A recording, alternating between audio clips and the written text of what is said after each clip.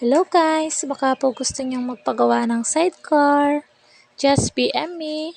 Or ilalagay ko na lang po yung link ng Facebook ng aking asawa para madali nyo po siyang mahanap or ma-message po and the exact location para hindi po kayo mawala. So, ang ginagawa ng asawa ko today is nag-airbrushing po siya ng mukha ni Bumblebee. So, kasama po yan ang airbrushing sa customized sidecar Bumblebee.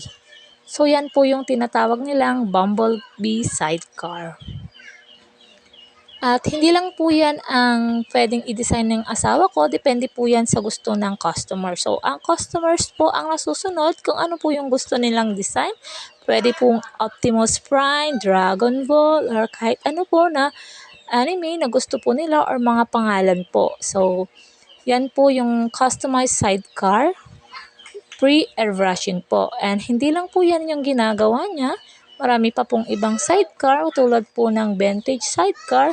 So, kung gusto nyo po, interesado po kayo, i-click nyo lang po yung link na ilalagay ko sa comment section po. So guys, yan na po yung kabuuan na na-airbrush ng aking asawa, si Bumblebee. So yan, makikita nyo po dyan yung kamay and half body ni Bumblebee.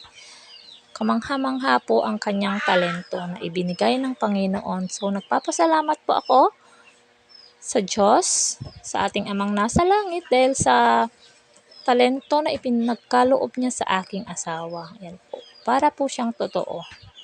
Napakaganda. Salamat po guys sa pakikinig. God bless po sa inyong lahat. Bye-bye.